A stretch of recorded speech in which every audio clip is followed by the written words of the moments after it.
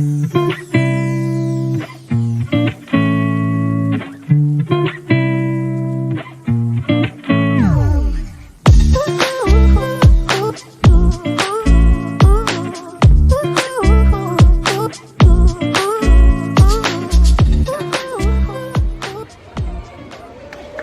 hello everyone. Are we enjoying Orca Encounter so far? Well, my name is James. I'm one of the killer whale trainers here at SeaWorld of Orlando, and I'm going to talk a little bit about what's going on right now. So killer whales are very, very social animals, and we train our whales here using positive reinforcement. So basically what that means is the whales have free choice and control to do whatever they would like. And right now, our 3 female whales are deciding they do not want to participate in the finale section of our presentation, and that is totally okay. So what we're going to do is we're going to give them a little bit of time here to sort things out amongst themselves, and I'm going to talk to you guys a little bit about our killer whale family here at SeaWorld. So as you have seen, we have 5 killer whales here at SeaWorld. We have our 3 females which have access to this environment and the adjacent environment that we call people, and we have 2 males. So the 3 females, we have Katina, Nalani, and Malia. Katina is our oldest whale. She is 46 years old. She's had 7 calves, and she really is a SeaWorld legend. And then we have Nalani, which is her daughter, who is 16, and out here swimming around in front right now. We actually have Nalani as well. Just kidding, that is Nalani. I thought that was Malia. But that actually is a good segue into how we identify the killer whales. So they have individual markings, and they really do look a lot different from each other when you work with them on a daily basis. So for example, Katina and Nalani are very short and stout, and they're kind of built like a middle linebacker in the NFL, whereas Malia is a lot longer and leaner.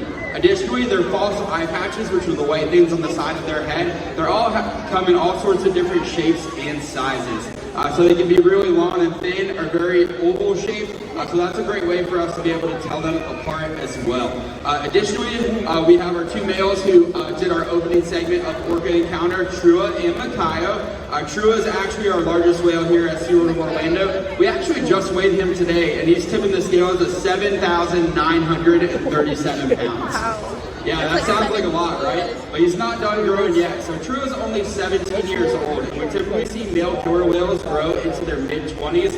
So they're typically between 9,000 to 12,000 pounds when they're fully grown. So True may very well be 12,000 pounds. We're just gonna have to see how large he gets. But additionally, we have Makayo, who's our youngest whale. He is 12 years old, and he clocked in at 5,335 pounds today. That's a big 12-year-old, right, parents out there? I mean, 5,000-pound 12-year-old? That's pretty big. So I'm going to talk a little bit about our setup here at Orca Stadium. So we actually have the largest contiguous aquarium facility in the United States. It's 7.2 million gallons of salt water. We have 7 different habitats. The pool you guys are looking at right now, this is what we call our A pool. It's our presentation pool. It is 36 feet deep. So that's the #1 question we probably get after our presentations and stuff is how deep is this pool? 36 feet, it's a long way to the bottom.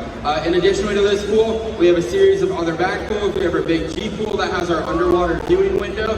That's about 26 feet deep. And we actually have 2 medical pools that are equipped with a lift floor where our whales can sort of ride the elevator up and down if we need to do any x-rays, ultrasounds, any medical procedures like that. We're able to take care of that in our med pool. So that's a very cool feature of our facility that we have here at SeaWorld Orlando.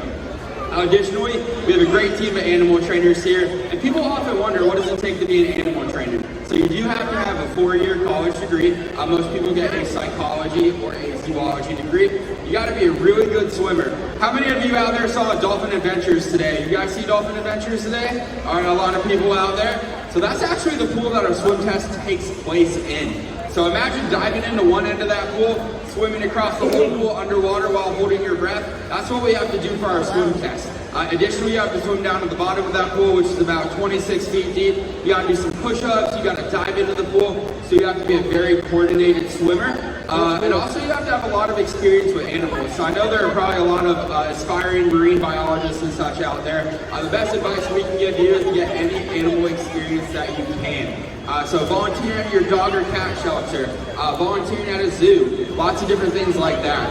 All right, it looks like we're taking a look at the whales right now, and we're gonna ask them to come over. So Megan's tapping this target pole onto the surface of the water right here. That's simply asking Nalani to come on over. Sound travels 4.5 times faster in the water than it does in the air. So when we slap that buoy on the surface, the whales are very, very easily able to see it. So that is what a no thank you from a killer whale looks like there, folks. So Nalani decided she did not want to come over, which is totally okay. Each of our whales gets a base diet every single day, regardless of whether they choose to participate in every interaction or no interactions. And I'm getting some information from backstage here. We did our first 3 segments of Orca Encounter, but our whales are choosing not to participate right now. I want to thank you guys so much for sticking around here, but unfortunately we're going to have to cancel Orca Encounter. Like I said, everything for these whales is a choice, and we can't force them to do anything. Yeah, what are you going to do? Force them to do anything. So thank you so much for joining us here at SeaWorld.